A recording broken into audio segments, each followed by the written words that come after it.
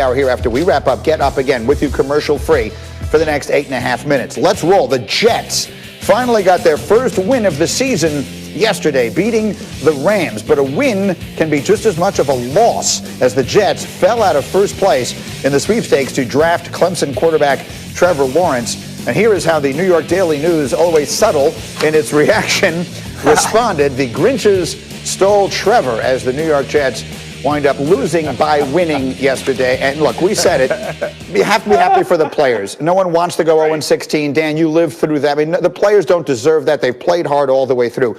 But Rex, what can we say about this win for the Jets? This win will only be felt for the next 15 years. I'm being honest with you. And as a Jet fan, I wanted Trevor Lawrence here in the Big Apple. And I'm just telling you, he's a generational talent. And it's like, well, no, this other kid from Ohio State's good. Okay. We're going to see that. No, or what's going to happen is, and look, you got a huge decision. Who's going to be the next coach? Mm-hmm. Please don't just bring in a quarterback guy, a guy that's got a vision. Hey, this is how I'm going to make Sam Darnold better. Bring a guy in that's going to have a vision for the entire football team. That's what you need right there. And unfortunately, this loss, I think, is...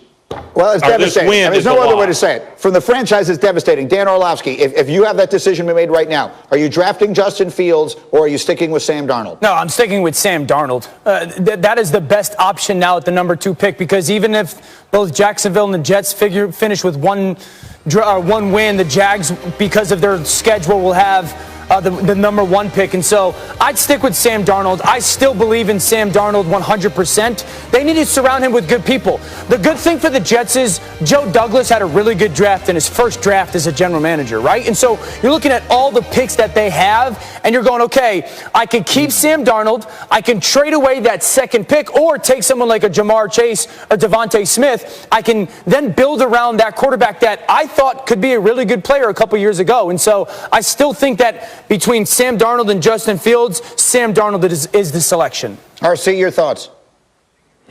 No, I agree. Listen, if you moving forward, Sam Darnold has to be your guy, and you have to figure out what you want to do with the second pick. If it's package it and get more picks and continue to build this team. If you're not going to get Trevor Lawrence, if you don't have that guy that you feel is a runaway franchise quarterback, an all-time great, then you don't do it. And also, to Rex's point, bring in the guy that has a vision for a team. Bring in the guy that has a vision for a future, for an organization, not just some dude that you think can fix your quarterback because he coached extremely well with Peyton Manning, who ran the offense, or had a good year with Jay Cutler.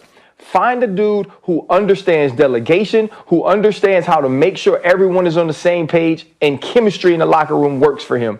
Until then, you can't win anyway. I think that's fair. Let's leave it there for the moment. Let's get to something yesterday that was fascinating, and that was the Tampa Bay Buccaneers. Tom Brady against Matt Ryan. Where have we heard that before? Where have we heard Matt Ryan jumping out to a huge lead against Tom Brady before? Yeah, it seems that's happened. And you know what, Dan, yesterday in the first half, Matt Ryan was cooking. Yeah, when you have the time to get to number 3 in your progression, Calvin Ridley kind of runs that rack of the end line back to the front pylon touchdown, and it was great. And this was the story for the Bucs, like their inability to keep Tom Brady clean, his having to move in the pocket and the pressure. There's no blitz package, there's no blitz protection plan, and Tom Brady was hit way too much in the first half. With 17-0 Falcons at halftime, early third, Brady trying to get it back again, and this is a great throw to Mike Evans. Oh my goodness, this is an absolute laser. Like, watch the back angle. You're going to see Brady go from the left. He's going to snap his head to the right, snap your head to the right, and just throw that absolute rocket to Mike Evans. One of the best throws of the day.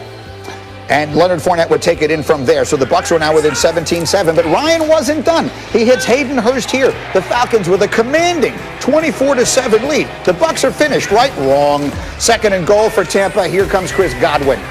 I like the fact that they got Godwin on a little bit of a short motion, get the ball out, easy completion, and then Brady gets Gronk one-on-one. You got to give him that contested physical ball, easy completion for those two.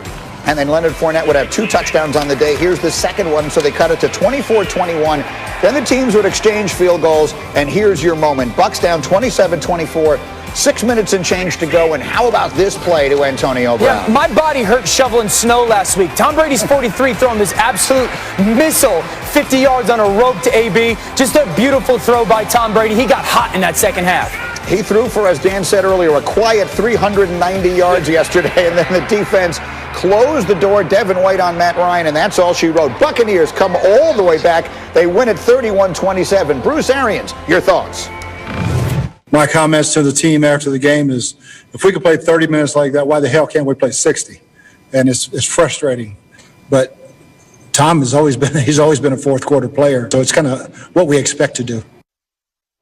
Okay, so everyone, Ryan Clark, is asking a very simple question. Why is it the Buccaneers seem to start so bad and then get so good every week? RC, what is the answer?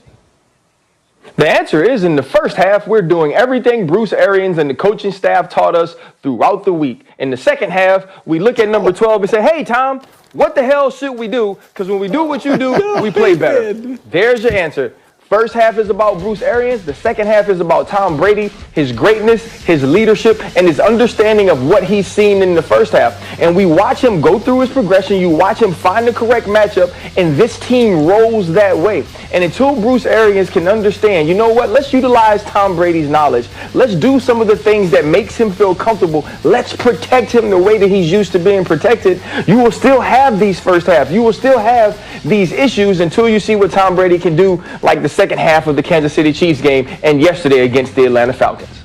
Dan, you sent a note early in the game yesterday saying that the Bucs were trying to overcome their coaching. I feel like that was the words that you described. What does that mean? Yeah, I mean, it kind of touches to what RC says. It's like every week I watch this team and I watch them do the same stuff over and over and over again. And I know that coaches go like, well, we just got to get our execution right. But also your job is to help that execution get right. And I don't think that they do anything to help the execution. I've touched on that. And it's like, listen, that throw from Brady to Mike Evans, that's a hard throw. I mean, you're not talking about creating separation because of your scheme. This ball by Brady to AB, that's a hard throw that you got to go whoop a dude on the outside, AB, which he does, and then you got to go make that throw. That's difficult. Like, everything is very difficult. And I watch, like, offensive football get played nowadays, and I see so many different coaches kind of minimizing the need for, like, a high level of execution. I've talked about that with the Bucs. I got two issues with the Bucs, really. First of all, they played 14 games, right? Am I right with that? They played 14? Yes. Half of them, they've had double-digit deficits. Half? Like, yep. We're celebrating a win over a 4-win Atlanta team. They didn't come back and beat Seattle like this. They beat a 4-win Atlanta team. And this is the last thing I'll say. I've never coached, right? I don't like when Bruce Arians goes, why can't our team play that way? Yeah. That's your job. Your job isn't to tell us what the problem is. Your job is to tell us what the solutions are. Quick final thought, Rex. Go. Yeah, you have Tom Brady as your quarterback. Act like it. Let him have the reins, and we'll see you in the Super Bowl, man. Sit back, go play all the golf you want. Give the team to Tom Brady. It's what you should have been doing the whole season. I'm sick and tired of it. You want to see how good Tom Brady is? Look at the Patriots, how sorry they are. The last time they scored any points in the first quarter was November